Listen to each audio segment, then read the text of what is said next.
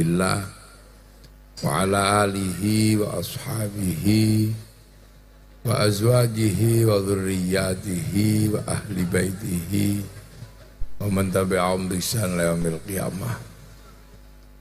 Para alim, para ulama, para kiai di desa Tugu Kidul, Kecamatan Seliek, Seliek, angel temen, Indramayu, Jawa Barat. Pak Kuwu yang saya hormati, Pak Camat dan seluruh perangkat, Pak dan Ramil, Pak Kapolsek, saya hormati dan yang saya hormati dan saya cintai seluruh keluarga besar Dr. Ludi. Ini ada Bapak, ada Mamang, ada istri satu, ada istri satu, anak satu, anaknya yang banyak. Anak jangan satu, yang banyak.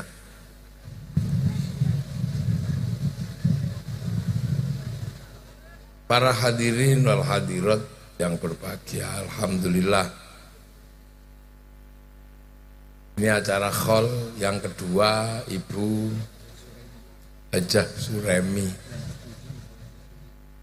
Yang ketujuh Ibu Hajah Suremi.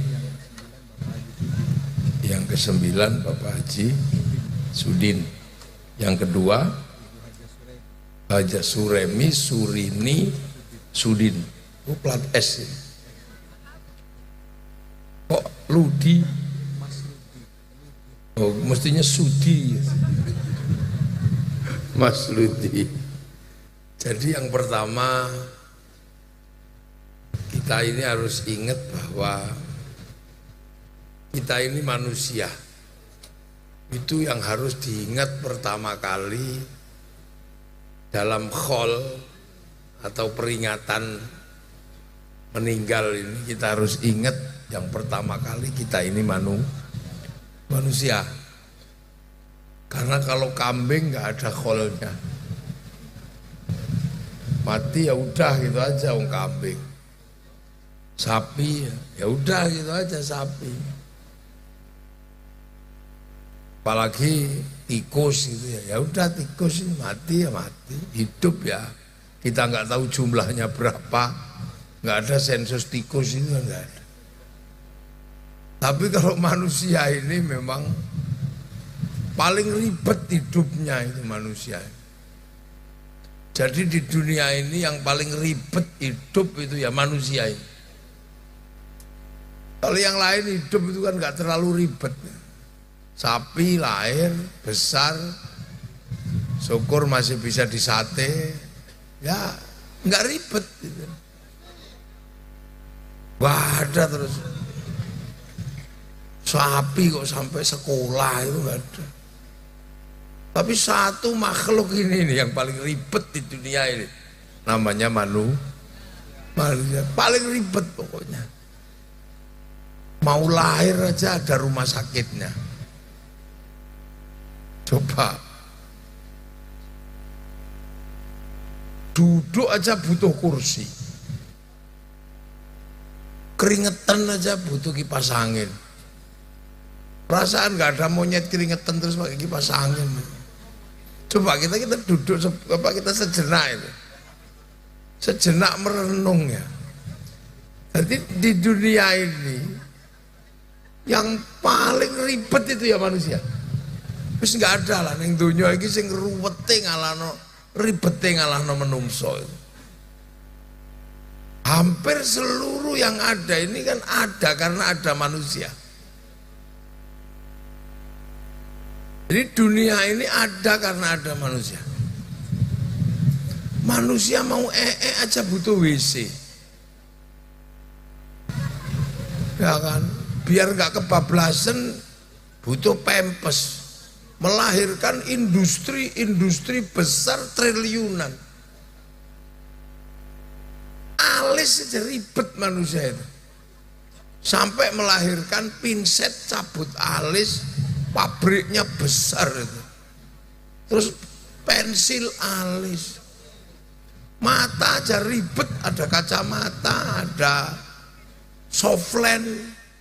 Hidup itu jadi ribet manusia itu. Kalau kurang panjang disembung. Giginya bikin ribet manusia itu. Ada odolnya, ada sikatnya. Begitu monyong ada bekelnya. Coba sampean. Manusia itu kan yang paling ribet itu. Pokoknya nggak ada lah di dunia ribet itu.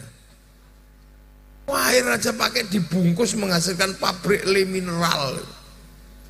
Tapi ribetnya menungso itu duit semua memang. Duit semua manusia itu ribetnya itu. Makanya kalau kita mau mau sukses itu coba sekali-sekali bikin patung gitu. Kalau orang mau sukses itu harus punya patung sebenarnya. Saya sarankan bikin patung kecil-kecilan nggak apa-apa. Terus nanti patung itu sampean hitung. Sampean mau ngapain dengan manusia ini? Karena begitu sampean lihat patung manusia, lihat kepala itu sudah ada yang mikir bikin topi. Asetnya triliunan itu. Bikin peci, bikin ketu, bikin ya Allah, ini kepala tok ini menghasilkan industri triliunan. Begitu lihat rambut itu ada yang pengen berubah warna, melahirkan pabrik semir. Oh itu triliunan coba asetnya. Mengurus rambutnya uang tok suge-suge kaya-kaya. Miliuner-miliuner lahir dari urusan rambut. Rambut apek itu menghasilkan pabrik sampo. Kondisioner, tonik. Oh itu pabriknya besar-besar mulai merek Emeron sampai Sunsil sampai Merang ngono kabeh. Iku mengarep ngurus rambut tok. Rambut panjang, ada yang ngurus bikin cukuran, gunting, kerokan. Begitu banyak kutunya ada yang bikin peditok. Coba, tuh, coba kita hitung manusia ya. Begitu lihat muka, ada yang mikir bikin biar skincare, biar glowing. Itu berapa triliun itu aset yang dihasilkan dari muka manusia itu. Sampai Perancis itu bisa hidup dari ngurusi raine wong tok. Pipi hitam ada yang bikin blush on. Bibir pucat ada yang bikin lipstick. Sampai menghasilkan mulut ini menghasilkan kedokteran gigi. Fakultas jurusan, ya Allah. Belum lagi kalau ke bawah. Perut ini menghasilkan industri, ya Allah, industri makanan seluruh dunia ini. Triliunan, mulai dari ikan asin sampai ikan itu untuk urusan perut. Sawah selebar ini juga urusan perut manusia. Apalagi kalau sudah ngomongin perut manusia, menggerakkan seluruh dunia. Tanamlah padi, menghasilkan pergerakan pupuk, pergerakan BPN, pergerakan macam-macam. Begitu waktunya panen melahirkan mesin kombi. Begitu waktunya mau dimasak melahirkan pabrik rice cooker, pabrik kompor. Lah kita ini nggak pernah ikut ngurusi yang itu. Bahkan ngurusi tae menungso aja kita nggak ikut. Coba kita ikut ngurus nya itu. Kita punya pabrik pempes itu triliunan. Begitu nggak bisa keluar, ada yang bikin pabrik intro stop. Kemencretan itu. Terlalu seret bikin dulkola. Yang depan itu industrinya banyak. Mulai dari industri itu sampai dunia manusia ini. Kalau kita hitung itu. Begitu dia dia hidup dalam lingkungan, dia bikin jalan, dia bikin pagar, dia bikin rumah. Di situ ada TV, di situ ada telepon. Nah itu kita ini nggak pernah ikut ngurusi yang itu. Kita nggak pernah ikut ngurusi yang itu. Orang lain semua yang ngurusi itu. Sementara kita ini diajarkan beragama, juga manusia ini harus ngurus dunia. Kita diajari sholat, ternyata sholat itu tutup aurat. Ada, tutup aurat itu kain. Yang ngurusi kainnya itu Cina. Yang kaya karena orang sholat itu Cina, karena pabrik sarung, pabrik kain. Kita haji yang ngurusi pesawatnya orang Yahudi, orang Nasrani. Kalau orang Indramayu mesti renang. Loh ya Pak, ini dunia ini. Kita duduk di sini aja. Ini yang ngurusi degan ini, sedotan tok. Menggawe ngene tok isuke loh. Loh. Ini yang kita di depan mata kita ini kebetulan tak tunjukin ini. Nah, tunjukin. Ini apa? Anggur ini bukan tanaman Indo. Ini Amerika atau Cina atau New Zealand atau Australia. Artinya mengurusi anggur merah ini butuh negara. Karena ini harus impor. Impor itu berarti melibatkan Menteri Perdagangan, pelibatan eksportir importir. Begitu terjadi kesepakatan, ada namanya Bill of Lading, Letter of Intent, melibatkan perbankan, mengurusan anggur ini doy. Coba nek tikus dilek ngono ae rasa angel-angel deh. Tuh coba, ku Cavendish. Oh ya Allah, lha iku lho menungso. Kadang kita nggak pernah kerasa. Makanya orang yang mampu melihat ini menjadi orang sukses semua. Tapi karena kadang kita kalau lihat manusia itu nggak pernah lihat itunya. Manusia selalu dilihat sebagai masalah. Maka kita tidak pernah mengambil manfaat apapun dari Allah bikin manusia. Manusia punya gigi itu ada yang memanfaatkan, bikin tusuk gigi, sukses. Sukses semua orang kalau ngurus manusia. Sampean ada tetangganya utang malah tinggal minggat. Delik. Coba kalau sampean mau ngurusi utang manusia, punya bank. Bank itu lahir karena ngurus manusia. Coba, kuku kita itu loh menghasilkan industri triliunan, mulai industri kutek sampai industri potong kuku, sampai industri manikur pedikur. Jangan dikira, lah itu bedanya manusia sama yang lain, bedanya di situ. Nah kenapa manusia itu beda? Kenapa nggak seperti monyet, nggak seperti ya? Yang pertama yang harus diingat adalah karena manusia itu kalau di sini masalah. Orang baru dibikin aja malaikat udah komplain, ataj'alu fiha may yufsidu fiha wa yasfikud dima. Apa engkau akan membuat makhluk yang senengannya ngerusak dan menumpahkan darah, ya Allah? Dan di sini akhirnya memang kita ini tukang ngerusak. Indramayu ditunggui hutannya oleh terenggiling, oleh harimau, nggak ada masalah. Manusia datang rusak. Karena apa? Manusia harus bikin rumah dari kayu. Kalau nggak ngerusak hutan terus gimana caranya? Bikin rumah dari tembok, Ini harus ada pasir sama batu. Kalau nggak ngerusak gunung gimana ceritanya? Manusia harus bikin sawah.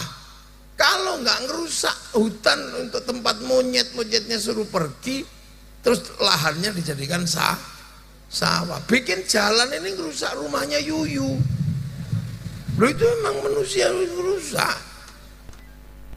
Bikin anak aja ngerusak anak orang. Loh, itu menungso dan menumpahkan darah. Menumpahkan darah bukan semata-mata karena perang. Setiap hari itu darah yang ditumpahkan manusia itu berapa? Darah kambing sama darah ayam itu berapa? Jadi sampean ini memang makhluk paling rusak dan tapi itu memang harus dilakukan oleh menungso. Nek orang ngono ya ora urip.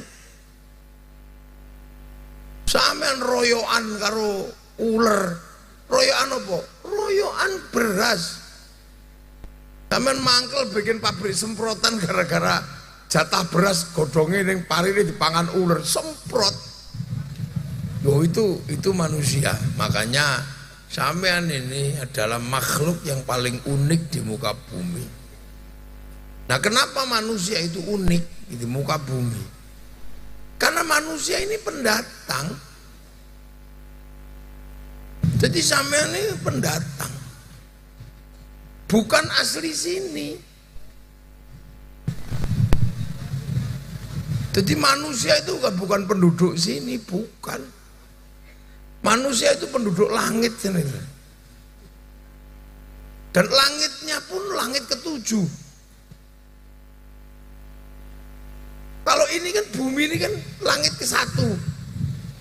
Planetnya aja, tempatnya aja cuma bumi. Tetangganya bumi masih ada Mars, Jupiter, Saturnus, Uranus, Neptunus, Pluto, Merkurius, Venus. Jadi jagat raya ini gedenya Masya Allah. Dan kita hanya menempati satu planet kecil gitu aja namanya bumi. Itu kalau muter itu nggak nyampe 2 hari cukup gitu. Karena memang ini, nah kita itu dari langit ke-7 sana.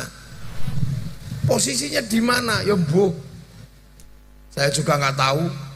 Wong yang pulang nggak pernah, yang pergi sana nggak pernah pulang lagi.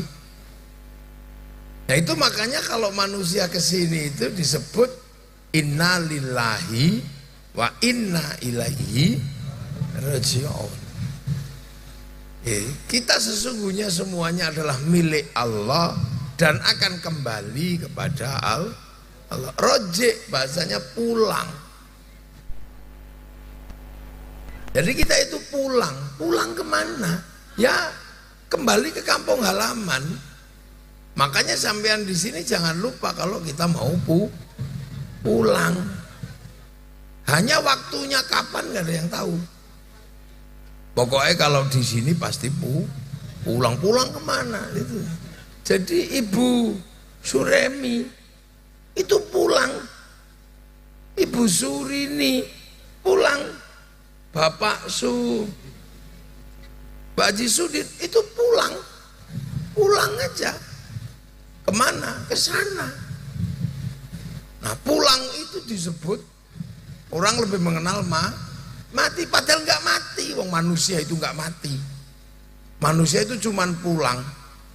Disebut mati karena dipisah dari bungkusnya.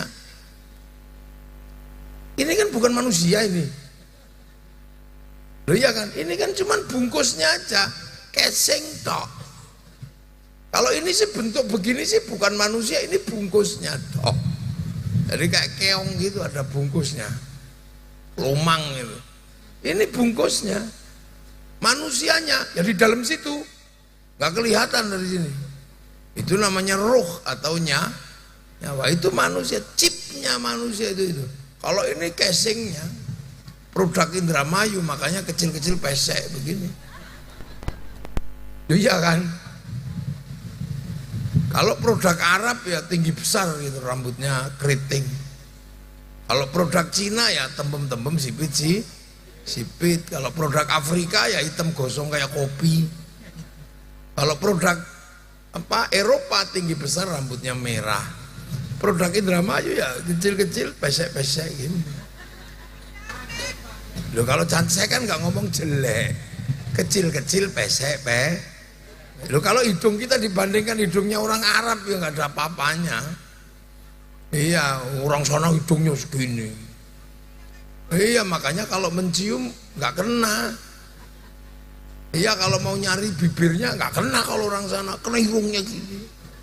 Makanya mereka kadang kesini cari orang sini. Loh, ini casing. Kalau manusianya kan dari sana, ditanya sama Allah itu sebelum diturunkan ke sini. Kamu tak turunkan ke sana ya? Jadi sampean pernah ditanya semua oleh Allah. Kamu kalau nanti sampai langit ke 1 itu, masih inget gak kalau aku ini Tuhanmu? Alastu bi rabbikum? Qalu bala syahidna. Iya ya Allah, saya tetap akan jadi saksi engkau Allah. Ya sudah, fanfukhur ruh, maka manusia diturunkan ke sini. Nah, tapi sebelum diturunkan kan manusia itu dicatat dulu di buku induk besar, di harddisknya Allah itu, di lauh, di catatan besar buku induk. Nah, ini paketan rezekinya sekian, paket istrinya sekian, nah paket umurnya sekian. Kalau paketannya habis ya kik gitu aja. Fanfukhur ruh, maka ditiupkanlah ruhani itu ke dalam apa? Jasad. Nah, jasad itu dari apa? Ya dari makanan orang tua masing-masing. Sampean makan gitu. Sama perut ini kan diproses. Yang vitamin A diambil mata, vitamin E diambil kulit, yang kalsium diambil tulang, yang vitamin D diambil kulit. Ini semua ada yang ngambil. Nah, sisanya yang dibuang lewat belakang namanya tahu, yang dibuang lewat depan namanya uyo. Nah, ada makanan itu saripatinya namanya nutfah. Nutfah itu disimpan, disulbi. Nah, itu yang akan dijadikan segumpal darah, daging, terus dikasihnya nyawa. Makanya kalau bikin ini yang hati-hati, karena bungkus manusia itu ditentukan oleh orang tua mau memproduksi pakai bahan apa. Makanya kalau bisa manten baru makan yang halal, biar yang jadi dagingnya anak itu makanan halal. Jangan sampai kemudian pengantin baru atau mau bikin anak nyuri ikan gitu. Yang jadi anak itu ya saripati ikan curian itu. Begitu jadi daging, dagingnya daging nakal. Dijak ngaji susah, tapi kalau dijak musik horeg ya dirantal gitu kan. Nah itu manusia. Nah nanti terus kemudian bahan ini jangan sampai saya mencari bahan yang haram, makan yang halal. Karena ini menentukan konstruksi atau bangunan jasad. Nah ini kemudian kalau sudah 4 bulan saripati ini kalau sudah penuh siap dibikin kan, terus bapak ibu bikin itu, ngoplos saripati makanan itu, terus dititipkan ke rahim ibu jadi segumpal darah, terus dikasihnya nyawa, terus hidup di situ, ada kehidupan, kasih daging, dikasih otot, bungkus kulit, kasih tulang, tumbuhi rambut. Nah begitu 9 bulan keluar. Nah begitu keluar ya tergantung yang bikin. Makanya kalau yang bapaknya bikinnya pesek ya keluarnya pesek, kalau yang bikinnya mancung ya mancung, kalau yang bikinnya ganteng ya ganteng. Nah kalau komplit yang bikin cantik ganteng ya keluarnya kayak ini. Ya kan? Tuh.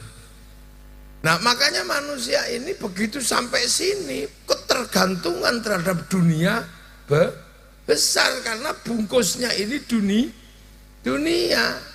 Makanya dia harus dibesarkan oleh dunia ya, dari padi besarkan padi, saripati makanan. Dan makanya manusia itu tubuhnya ini karena strukturnya dunia, maka dia senang dunia dan gak bisa lepas dari dunia. Tangan ini jadi bagus kalau dikasih gelang. Gelang itu beli. Mata ini butuh melihat. Kacamata beli. Tubuh butuh baju, bikin pabrik, beli. Lo manusia itu begitu sampai sini kebutuhannya tinggi. Karena apa? Karena pendatang. Mentok asli sini begitu lahir ya lari. Lah manusia survivalnya susah karena apa? Bukan asli sini, pendatang. Tuh. Nah nanti pergi lagi. Nah ketika mau pergi dicopot. Makanya nyawa itu kalau mau pergi balik ke sana dicopot. Karena kalau nggak dicopot nggak kuat tubuh ini melesat melintasi langit satu, langit dua. Tubuh kita itu melintasi atmosfer itu pecah. Karena tubuh ini rentan kena aspal aja benjut. Apalagi itu stop yang dijak naik gitu. Melintasi angkasa, pecah gitu itu. Maka pelas aslinya Allah sebelum tubuh ini ditarik pecah, ya dilepas dulu biar ruhani yang biasa melewati angkasa ini enak. Nah itu makanya manusia itu pulang. Nah pulang kemana? Ya ke kampung halaman. Yang di sana itu isinya ya orang langit, orang sana. Isinya apa? Ya isinya pekerjaannya orang langit. Pekerjaan orang langit ya memuji Allah, ya Al-Quran, ya sholat, dan itu pekerjaannya orang langit. Makanya isinya langit itu diturunkan ke sini, sholat, baca Quran, apa. Biar nanti manusia itu kalau pulang kembali ke sana, itu nggak pangling dengan kebiasaannya orang langit. Jadi sampean kenapa disuruh sholat, disuruh ngaji, disuruh zikir, suruh kenal malaikat itu? Karena nanti sana itu ketemu malaikat. Kalau sampean nggak belajar di sini tentang malaikat, aku tekan kono pangling iki sopo. Nah kalau sampean di sana nggak kenal malaikat, sampean dianggap bukan penduduk langit, nah, akhirnya dideportasi, dibuang ke neraka. Ora kenal iki sopo tuh? Sampean harus kenal sama Allah, karena nanti di sana petuk, ojo ngasih petuk Gusti Allah ora kenal, kan repot sampean. Di sana berzikir, engko balik rono ana wong zikir, malaikat zikir, dong ngopo ini? Ini pada ngapain? Sampean bingung nanti di sana. Ini kan kayak kita di training kalau mau ke Korea, kalau kita mau ke Jepang.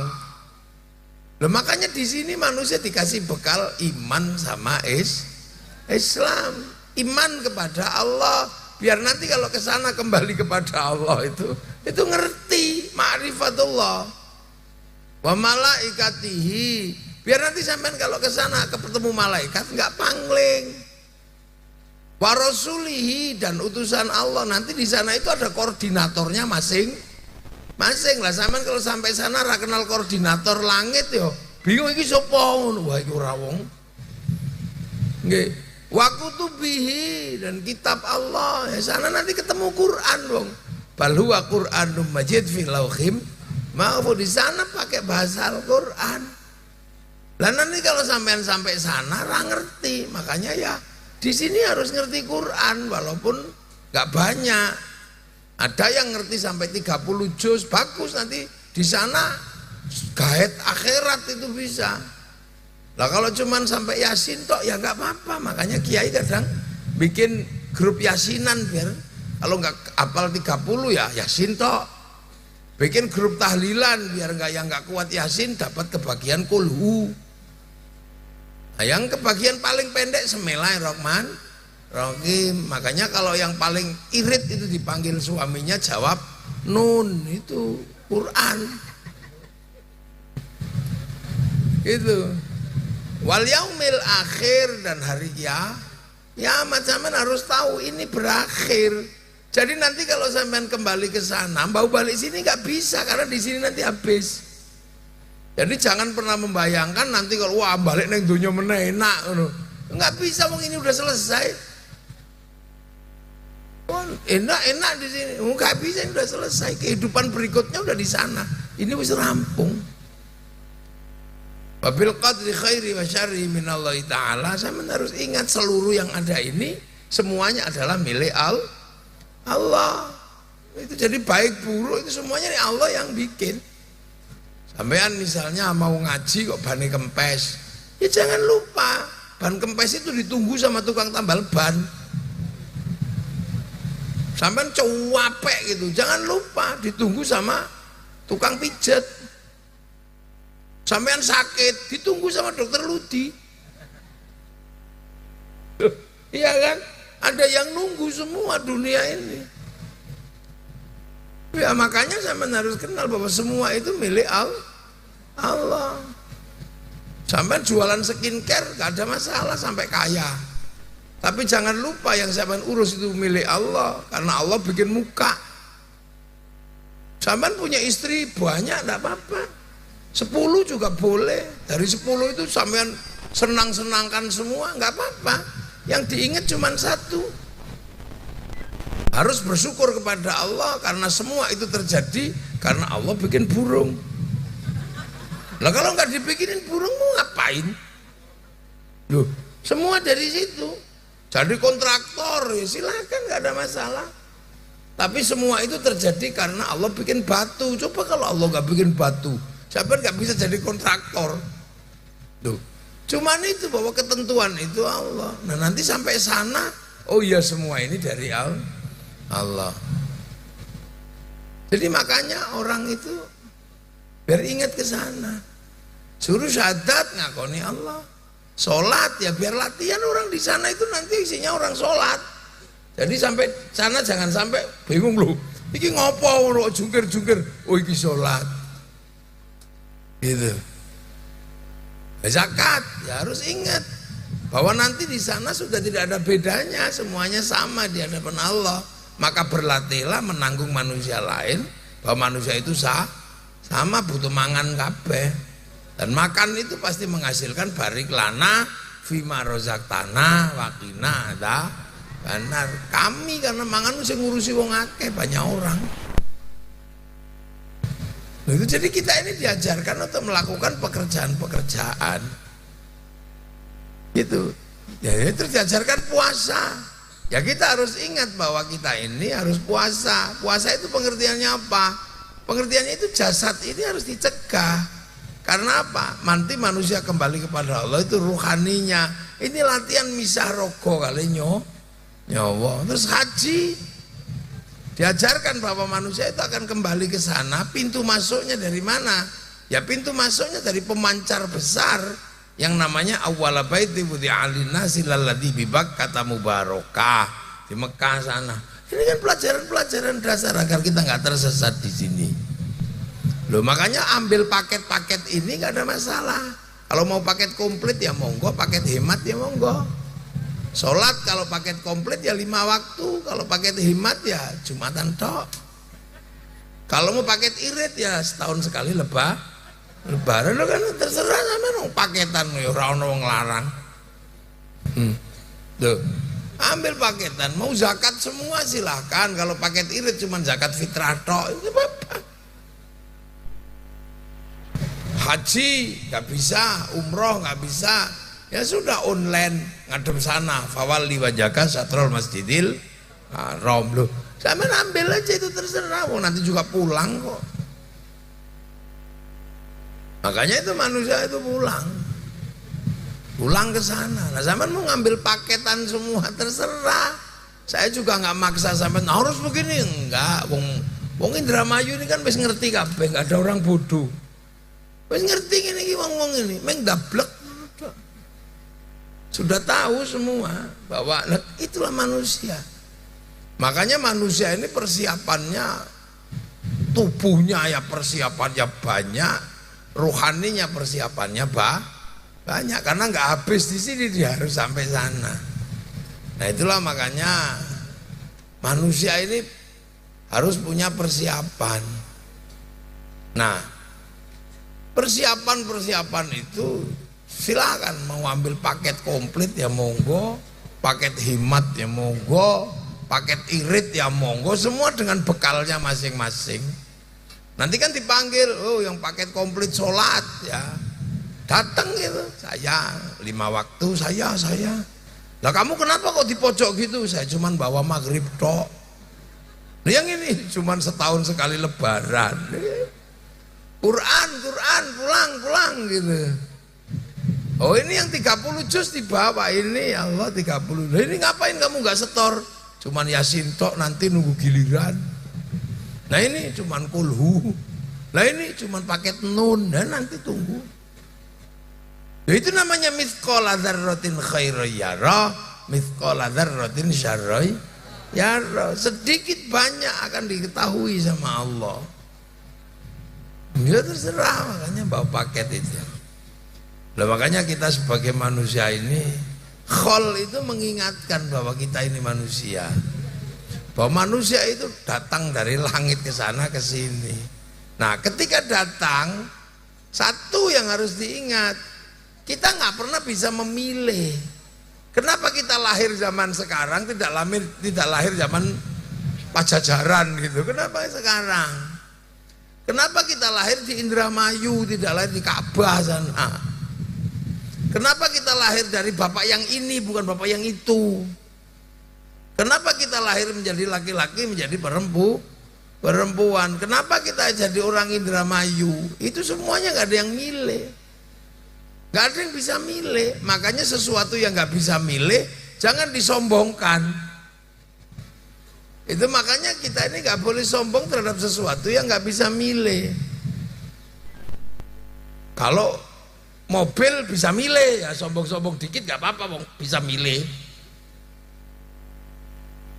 Sekolah itu sombong-sombong dikit ya boleh, wong bisa milih.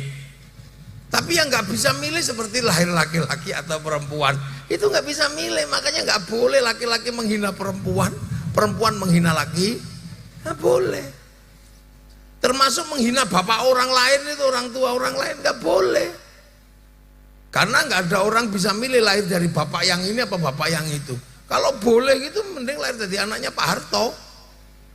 Tidur aja kaya. Dimakan sampai keturunan ke-7 nggak habis. Nah kasihan yang keturunan ke-8 nanti. Loh kalau boleh milih, ayo kita milih. Nah, itu nggak bisa milih. Kenapa menjadi orang Indramayu? Kenapa tidak menjadi orang Jepang? Nggak bisa milih. Maka antar suku, antar bangsa nggak boleh saling menghina. Karena itu sama-sama nggak bisa milih. Lahir dengan kulit putih apa kulit hitam itu, ya nggak bisa milih. Saya kalau boleh milih itu cari yang kulit hitam.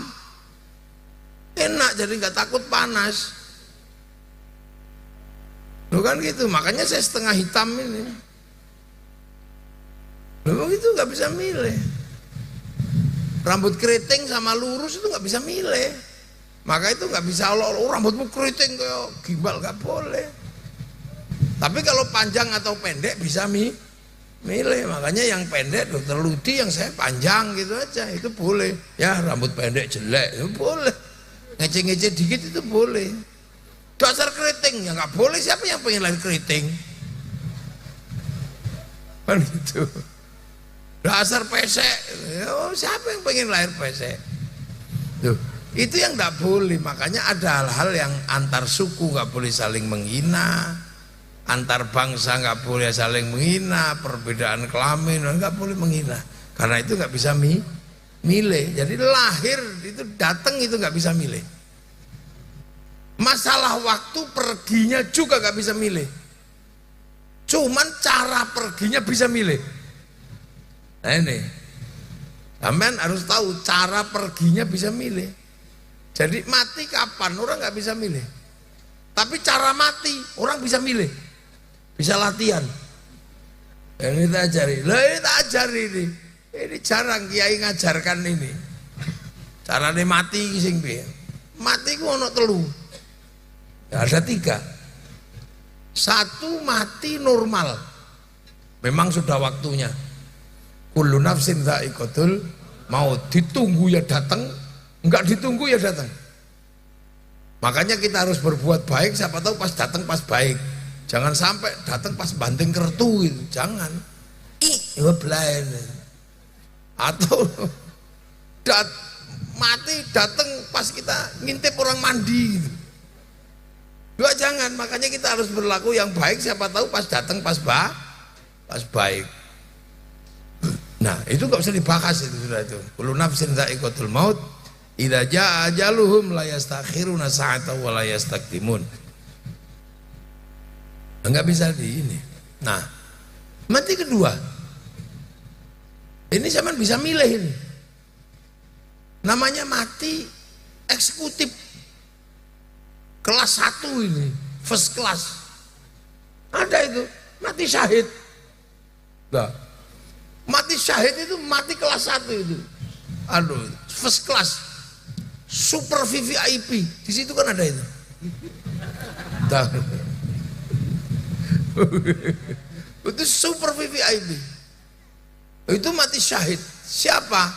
Orang yang mati membela agama Allah, memerangi orang kafir. Siapa orang kafir? Orang kafir adalah orang yang atas nama agama memungsuhi kaum muslimin untuk menghancurkan agama Allah. Itu orang kafir. Makanya mati seperti itu adalah mati yang diidam-idamkan oleh kaum muslimin. Tapi mengidamkan mati syahid itu sama dengan mengidamkan perang. Ayo.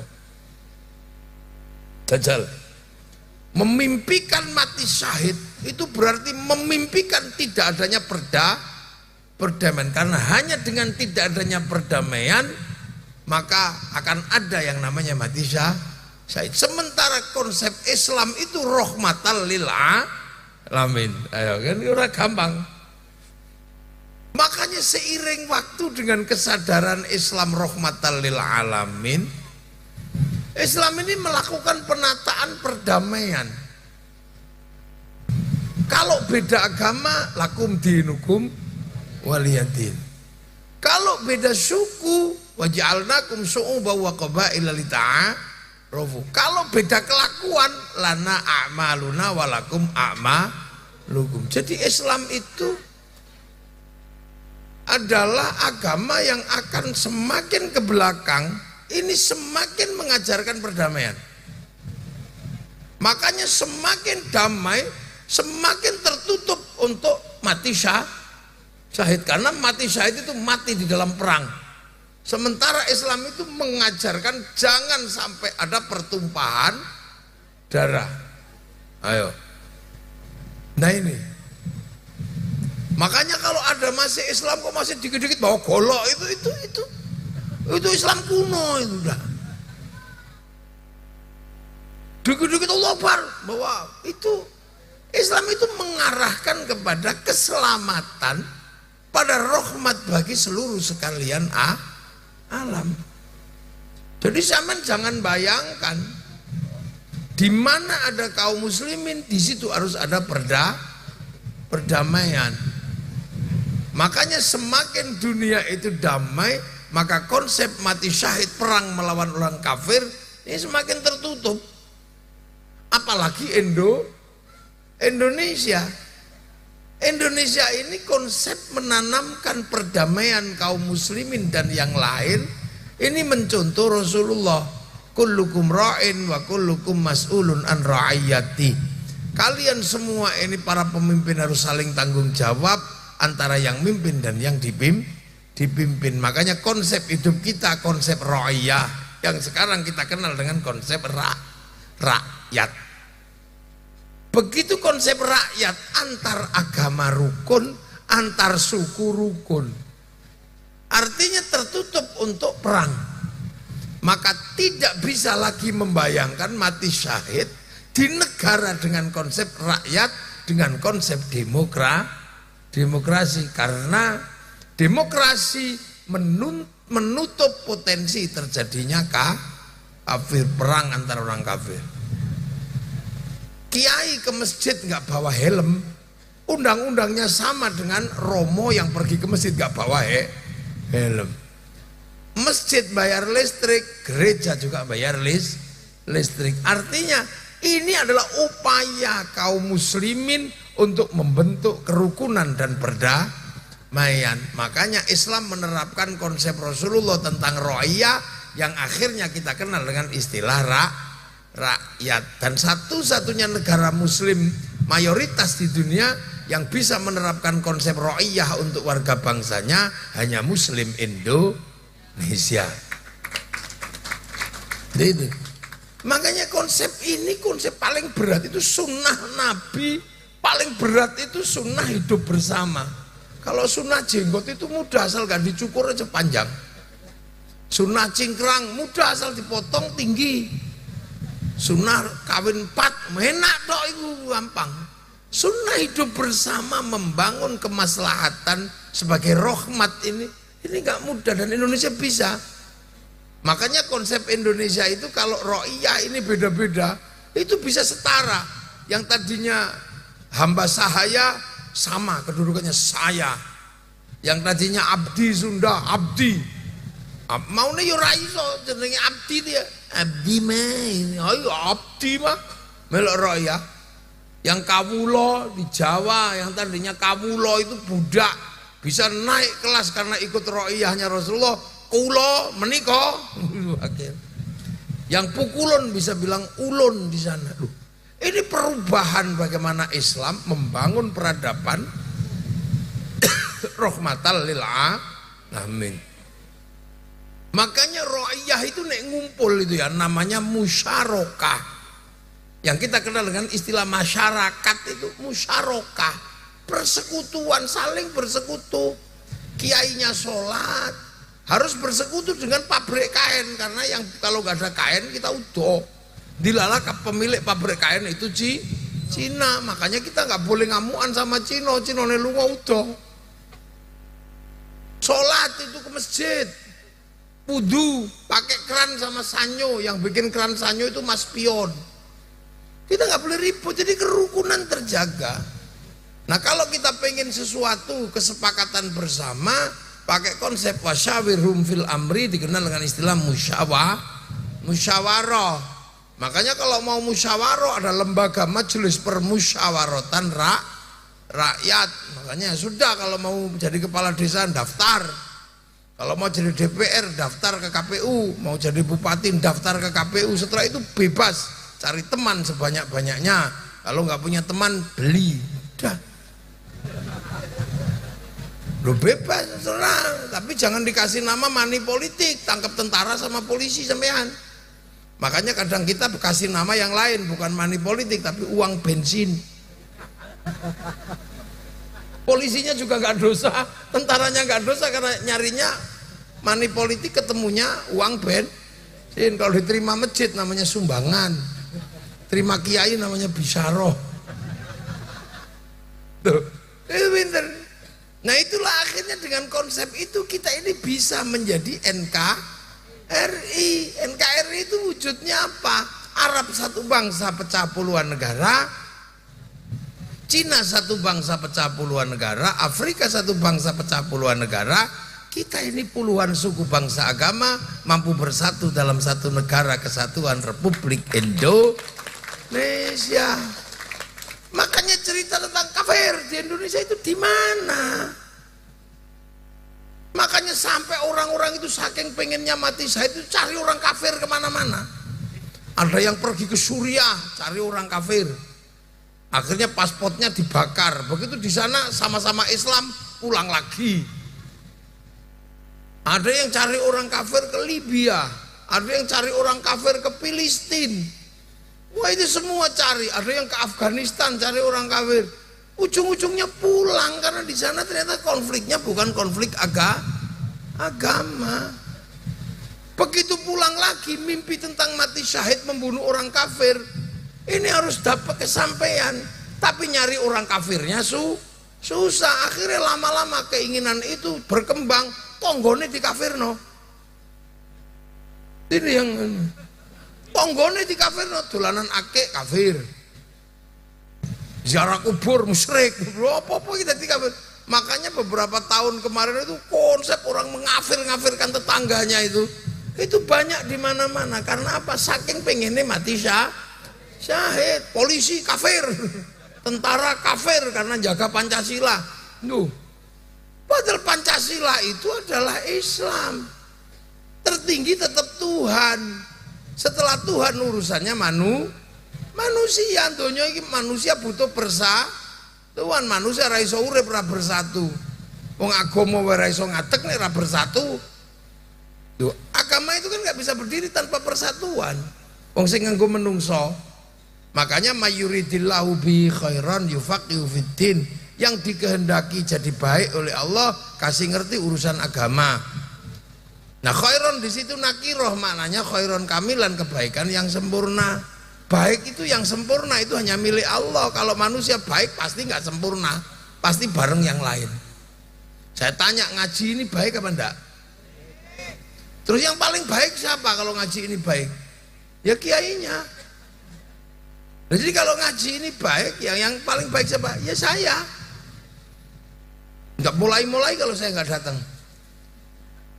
Dan juga nggak akan pulang kalau saya belum selesai. Minumannya banyak. Wong orang baik. Datang aja guys di syuting. Wong orang baik. Oh iya kan, tapi saya nggak boleh ngaku paling baik loh di sini. Karena saya terlihat baik di sini, diundang sama dokter Ludi. Kalau nggak diundang, ya saya nggak di sini. Nah kalau sudah gitu, baik saya apa baik dokter Ludi? Ya nggak bisa, saya nggak datang, dokter Ludinya jelek pengajiannya karena saya nggak ada. Itu baik baru 2 udah kelahi itu saya sama dokter Ludi. Apalagi sampean di situ ikut-ikutan ya. Apa? Jangan minum. Orang minum enggak saya. Jadi ini nggak akan saya minum, sampean nggak minum. Jadi tadi lali aku. Kandi mau gitu. Jadi baik itu antara saya sama dokter Ludi sudah masalah, bisa ribut. Apalagi sampean ikut-ikutan. Yang baik ya kami kiai. Nah kok iso? Kami mau datang.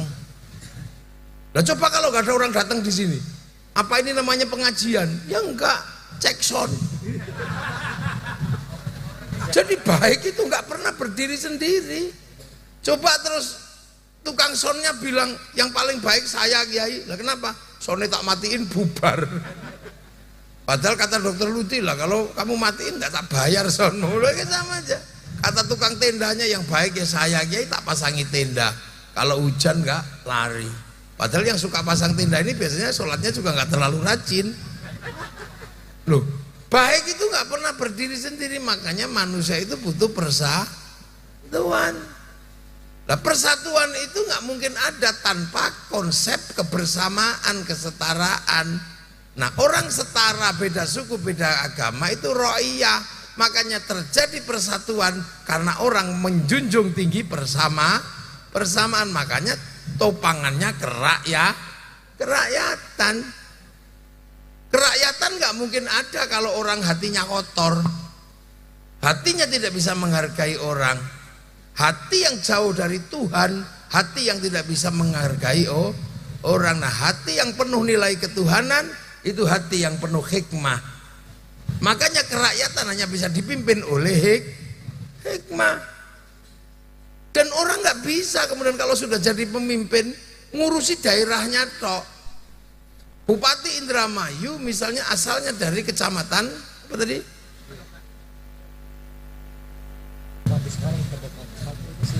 Ini Sliek. Bupati misalnya dari Kedokan. Yang diurus cuma Kedokan tok. Itu namanya bijaksini. Bukan bijaksana. Makanya kebijaksanaan, permusyawaratan, perwakilan, baru tercipta keadilan. Lu kok tiba-tiba orang bilang Pancasila ini dianggap tauhid, terus dibilang kafir? Itu karena mereka sedang bingung mencari orang kafir. Maka siapapun dikafirkan untuk apa? Mewujudkan mati syahid. Makanya hati-hati dengan orang sekarang ini. Tangganya dikafirkan apa? Karena pengen mati syahid. Karena itu susah. Karena Islam itu menjaga perdamaian. Semakin perdamaian itu terwujud, potensi perang antar agama juga tertutup, potensi perang antar suku tertutup. Jadi Islam itu pada satu titik akan menutup potensi mati syahid secara syar'i, syahid yang kayak yang perang. Paling akhirnya yang syahid ya syahid mati tenggelam itu syahid ya, syahid akhirat, mati melahirkan, terus mati kebakaran, mati karena mencari nafkah untuk istri, tiba-tiba ketabrak truk, itu mati syahid. Mati-mati yang seperti itu akhirnya. Jadi TKI tiba-tiba mati di perantauan, tuh mati syahid yang kayak gitu. Tapi kalau syahid dalam pengertian perang, Islam itu akan menutup itu, karena Islam itu membangun perda. Makanya konsep mati yang milih mati syahid ini sekarang nggak mudah. Makanya kalau ada orang cerita bisa mati syahid, nanti dulu itu konsepnya angel. Nah, ada yang ketiga, ini zaman tak ajari itu mati apa? Mati VVIP. Mati memang VVIP, undangan. Memang undangan, matinya itu mati bawa undangan. Sekarang kan bedanya jelas kan? Yang undangan VVIP di atas, makanannya banyak, duduknya enak. Yang setengah undangan ya di belakang situ. Ada nggak kebagian, campur nyamuk, memang nggak terlalu undangan. Tapi kalau yang undangan VVIP di sini duduk, makanannya enak. Nah, mati itu ada yang undangan. Memang dipanggil sama Allah, kamu, pulang. Siapa? Ya ayyatuhan nafsul mutmainnah. Hati yang tenang, kamu pulang. Irji'i ila rabbiki radiyatan mardiyah fadkhuli fi ibadi wadkhuli jannah. Pulang. Pulang. Ya ayyatuhan nafsul mutmainnah. Hati yang tenang itu kan ngomongnya enak. Tapi tenang itu kan susah. Coba sampean ada nggak yang lebih susah dari tenang? Sekarang duduk ini aja nggak tenang. Loh, gitu. Nggak tenang. Kita ini dandan nggak tenang, nggak dandan juga nggak tenang. Arep neng pasar ora dandan, jangan-jangan nanti bibirnya kelihatan pucat, ora tenang, dandan. Wis dandan ngono, ora tenang karena cuma bibirnya tok, alisnya belum, ininya belum, nggak tenang. Punya pacar ya nggak tenang, nggak punya pacar ya nggak tenang, nggak ada orang tenang. Bahkan sholat aja nggak tenang. Allahu Akbar. Ini wajah tuh wajah. Itu sedih lu dak, habis itu nggak tenang. Begitu matanya melek, sarungnya bolong. Allahu Akbar. Ada gerak hutan gitu. Ya Allah, kabaku hudanan. Allahu Akbar. Ting bakso. Apalagi polisi sepatu itu nggak pernah tenang kalau sholat. Allahu Akbar. Pasti yang kepikiran sepatuku ngono kudanan. Loh, kadang kita ini sudah dipas-paske ya sholat. Bismillahirrahmanirrahim. Sabbihisma rabbikal a'la alladzi khalaqa fasawwa walladzi qaddara fahada. Suwe iki lama. Suwe iki ngapa wong iki kae imame. Tenang niku coba. Lu neng omah ana ngaji ora tenang, begitu ngaji ora tenang pengen mulai. Kiai ini yamin kok urung teko nanti. Tenang itu omong enak, tapi sing diundang Allah itu jiwa yang tenang. Nah, tenang itu ternyata susah. Wong tenang iki lho. Bahasane tenang ya nafsul mutmainnah, hati sing tenang. Tapi ternyata itu susah. Ya kan, susah. Gitu. Loh, makanya kita ini diajari tenang. Kiai-kiai itu selalu mengajarkan tenang.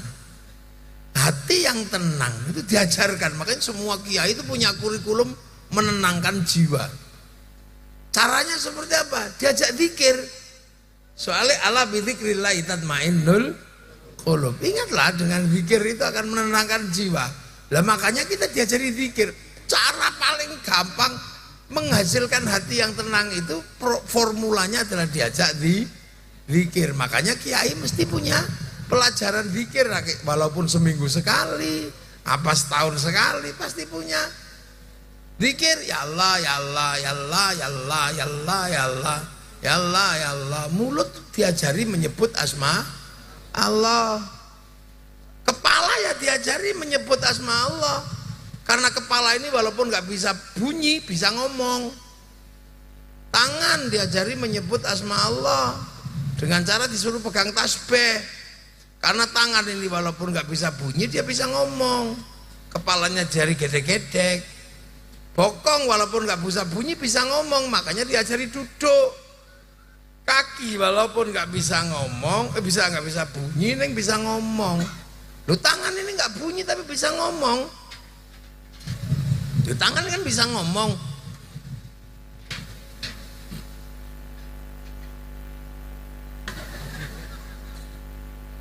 Ini omongannya tangan. Iya kan?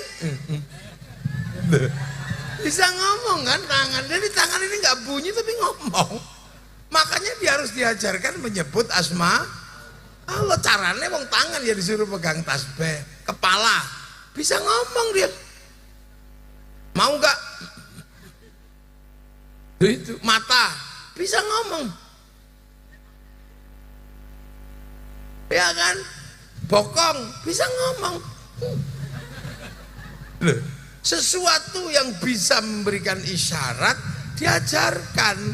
Caranya apa? Cara menyebutnya dengan diajari yang tangan megang tasbih begini. Karena apa? Biar tenang. Karena tenang itu nggak gampang. Nah, tenang itu seperti apa? Ini loh, mana contohnya? Ini gelas ini aja lah contohnya, biar nggak susah. Nggak mau minum saya, jangan kira mau minum. Ini ya, nafsul mutmainah, hati itu kan ada di dalam tubuh ya. Nah di dalam tubuh ini ada hati, inafil jasadi mudghah, ada segumpal darah, segumpal daging. Idza salukat salukal jasad, wa idza fasadat fasadal jasad, ala wahyal qalb. Suruh tenang. Nah berhubung hati itu di dalam tubuh, maka kalau mau hatinya tenang, tubuhnya harus diajari tenang. Nah seperti ini, air itu isinya, air ini bergerak atau tidak, tumpah atau gak tergantung botol. Maka kalau botolnya isinya pengen tenang, ya botolnya dibikin tenang. Nah makanya ketika kita ini mau diajari hati yang tenang, tubuhnya diajari tenang. Ya Allah, ya Allah, ya Allah, ya Allah, ya Allah, ya Allah, ya Allah, ya Allah, ya Allah, ya Allah, ya Allah, ya Allah, ya Allah, ya Allah, keringingan ya semutan, ada, pokoknya panas, Allah, ya Allah, ya Allah, ya Allah, alah, suwe ya, ama kan, nah. Terus saja dilatih. Makanya sampean sebisa mungkin kalau mau latihan, ikutlah kalau ada majelis zikir. Latihan ya Allah, ya Allah, ya Allah, ya Allah, ya Allah, ya Allah. Biar semua yang bisa berbicara ini bisa menyebut asma Allah. Karena ya ayyatuhan nafsul mutmainnah irji'i ila Rabbiki, ayo pulang kepada Allah, balik nang Allah. Sebelum kita pulang beneran, kita belajar mengembalikan semua kepada Allah. Kepala naik kejedot, masya Allah. Tangan pegang panas, subhanallah. Pecak telek, masya Allah. Dengar suami ngorok, alhamdulillah. Tanpa tak tengok masih hidup, saya tahu. Jadi kembali kepada Allah. Sebelum kembali beneran, ayo latihan semua dikembalikan kepada Allah. Makanya latihan zikir itu latihan mengembalikan kepada Allah. Sebelum balik tenanan. Kalau balik tenanan mati, tapi latihannya di sini semua dikembalikan dulu kepada Allah. Mata lihat istri gendut, alhamdulillah, karena dari perutnya lahirlah anak-anak yang kucinta. Dungono dari gendutnya itu. Tur nek gendut ngono ora tak pakani 5 dina isih urip. Dah. Fadkhuli fi apa? Irji'i ila rabbiki radiyatan. Akhirnya kita belajar ridho. Apa-apa kita kembalikan kepada Allah, akhirnya kita ikhlas. Oh iya, itu panjang dari Allah. Irji'i ila rabbiki radiyatan mardiyah. Kalau kita ridho dengan ketentuan Allah, maka Allah akan ridho kepada kita. Caranya apa? Balik no semua ke Allah. Balik aja cari pangeran. Alah, saya pangeran Allah. Tangi akeh ya Allah, ya Allah. Nah itu kan butuh latihan. Ya Allah, ya Allah, ya Allah, ya Allah, ya Allah, ya Allah. Tangannya megang tasbih ya Allah, ya Allah, ya Allah, ya Allah. Matanya melek ya Allah, ya Allah, ya Allah, ya Allah. Kupingnya dikasih son ya Allah, ya Allah, ya Allah. Maka manusia diajari latihan itu. Makanya itu sebenarnya latihan dasar menyongsong VVIP itu. La fadkhuli fi ibadi.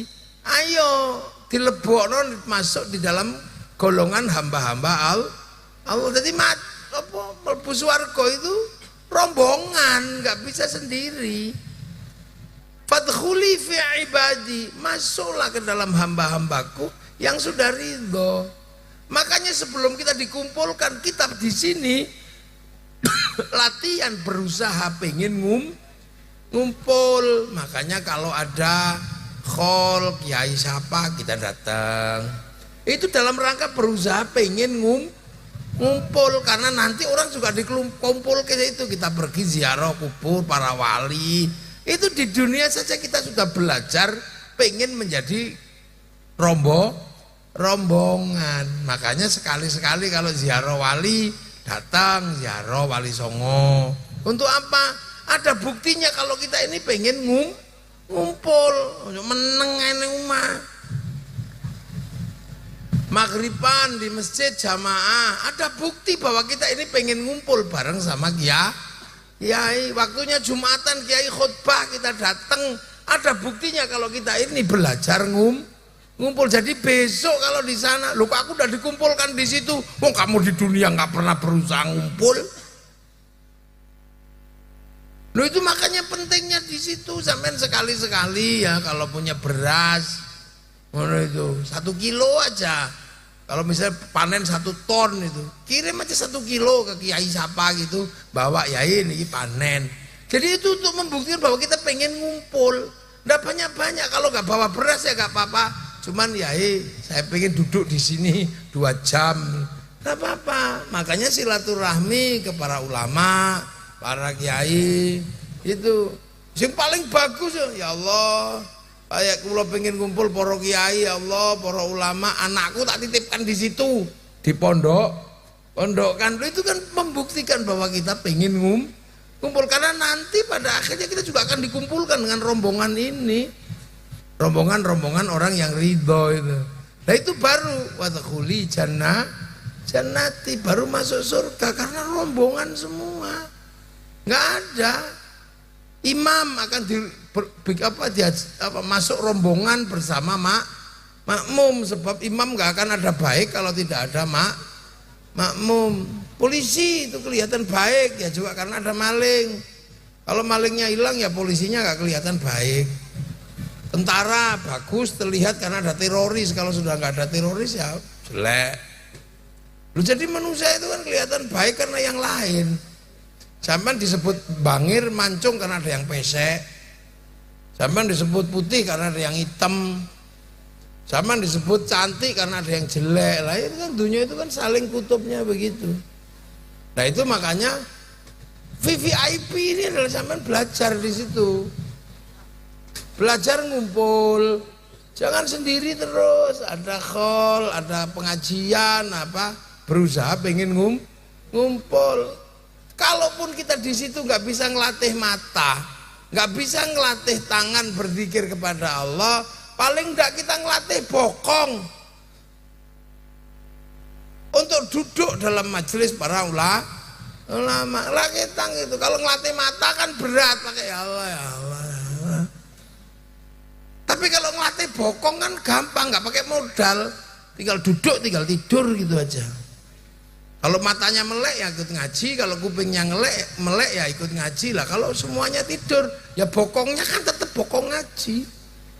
Jadi nanti yang masuk surga bokongnya.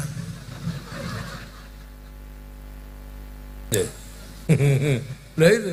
Jadi makanya kita semua ini semua akan menyongsong ke sana, maka latihan.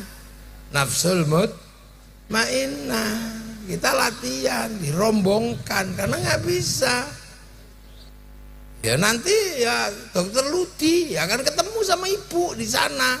Sekarang kelihatan pisah tapi nanti ketemu dengan rombongan. Ludi ngapain kamu dulu waktu saya meninggal? Kamu terusin nggak? Ya lah bu, terus ke pengajian apa. Nah, sekarang itu ada orang itu punya pemahaman, orang mati kadang ngerepoti orang hidup.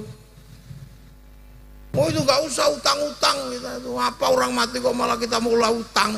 Loh, ibumu itu kamu lahir ya utang. Jadi gentenan.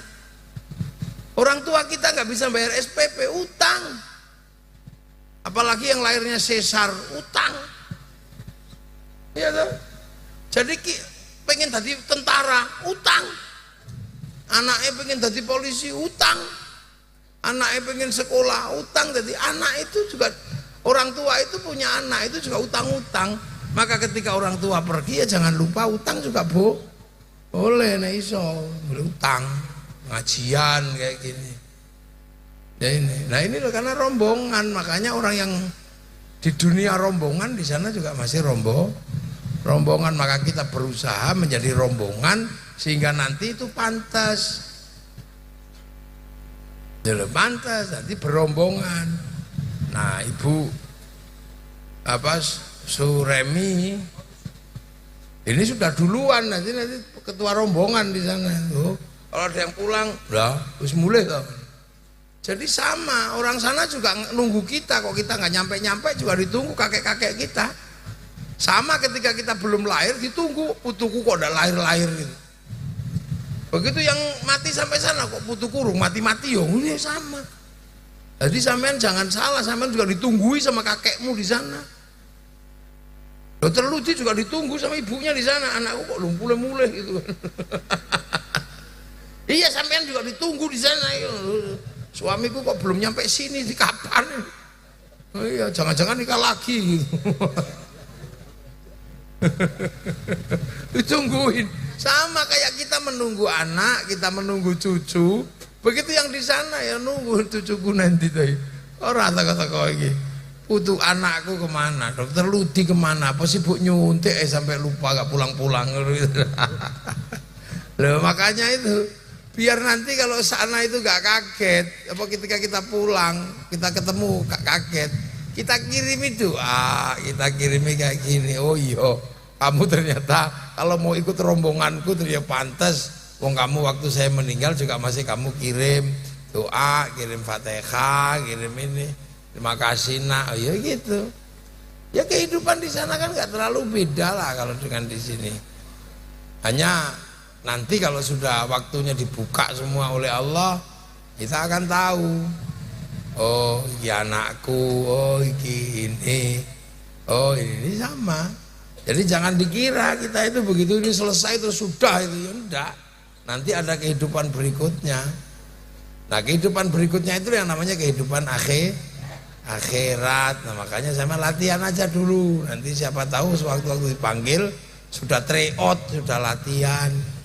Punya hati yang tenang, semuanya belajar dikembalikan kepada Allah terus berusaha menjadi rombongan. Maka khol ini sesungguhnya adalah bagian dari upaya seorang anak untuk tidak melupakan orang tua dengan memberikan doa. Karena apa? Pada akhirnya nanti anak akan juga dikumpulkan sama bapaknya, sama ibunya, suami istri dikumpulkan lagi di sana. Makanya nanti juga ada di sana suami istri ketemu. Wah itu ibarat makan menu utama suami istri itu. Kalau bidadari itu cemilan aja itu nanti. Bahasa paling gampangnya gitulah, menu utama. Cemilan itu kan terlalu banyak kan kembung wetenge. Lalu kalau menu utama enggak. Jadi nah itulah kehidupan di sana.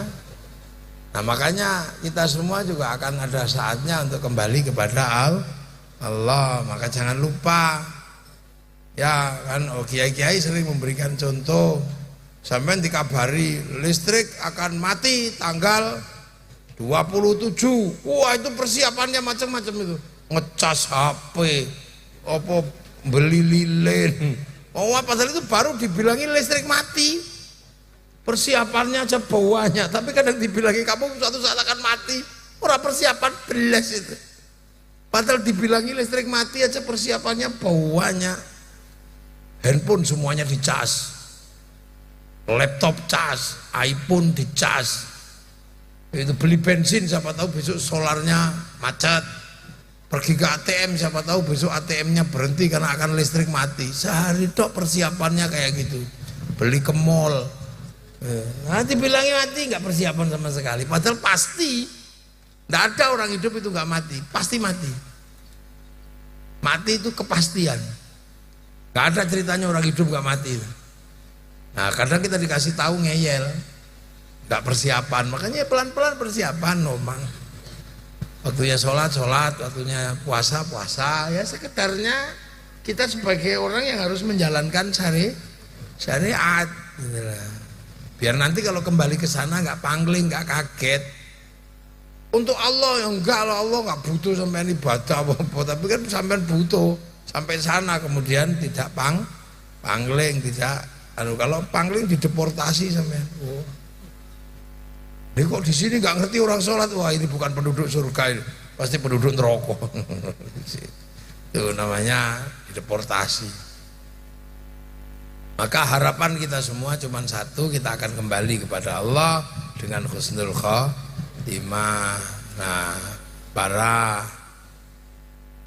keluarga yang dikholi semoga di sana mendapatkan tempat yang layak di sisi Allah Subhanahu wa taala. Anak-anak di sini bisa melanjutkan perjuangan para orang tua dan seterusnya punya keturunan sampai hari kiamat membawa iman.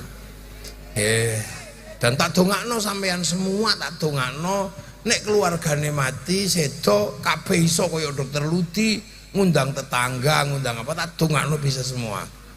Jadi kabeh iso ngekholi keluargane seperti malam hari ini, tak dongakno ya. Jadi anak bisa mengkholi orang tuanya masing-masing dengan seperti ini. Al-Fatihah. Syaitanirrajim. Bismillahirrahmanirrahim. Alhamdulillahirabbil alamin. Yaumiddin. Iyyaka na'budu wa iyyaka nasta'in. Ihdinas siratal mustaqim. Siratal ladzina an'amta 'alaihim ghairil maghdubi 'alaihim waladdallin. Amin. Bismillahirrahmanirrahim. Alhamdulillahirabbil alamin. Hamdan na'imin. Hamdan syakirin hamdan yuwafi ni'amahu wa yukafi'u mazidah. Ya Rabbana lakal hamdu kama yanbaghi li wajhikal karim wa 'azimi sultanik. Allahumma khtim lana bil iman, Allahumma khtim lana bil khair, Allahumma min qawli la ilaha illa Muhammadur Rasulullah. Allahumma khtim lana husnul khatimah firduka ya Allah, ij'al lana dzurriyyatan talamidan alman lil khair. Ali badan muslimin qiyamah firul masjid muqasidana maqasidul akhir rizqan halaban wa ja. Ya baina ummatina min syekhina wa jidati wa jaddatina wa nakhusu sallallahu alaihi wa sallam. Apa Kiai Haji Ludin, Bu Suremi, Bu Surini, Baji Sudin, ala jami usuli maafuri masakun lahum marhamu ma'abim fanum Allahumma tahrim najur melataftina ba'adu maafirna walahum Allahumma jalan qabr matamradil jinan Allahumma jalan qabr jamakum rahmatur Rasulullah yaqul man rijila rabbika radiyatan mardiyah fadkhuli fi wadhiyaka ya Allah Allahumma ja'al usil sabab maqalna ya Allah wa ma halal wa ma sabahna ma sallana ya Allah ya rahib itu ya Sudin.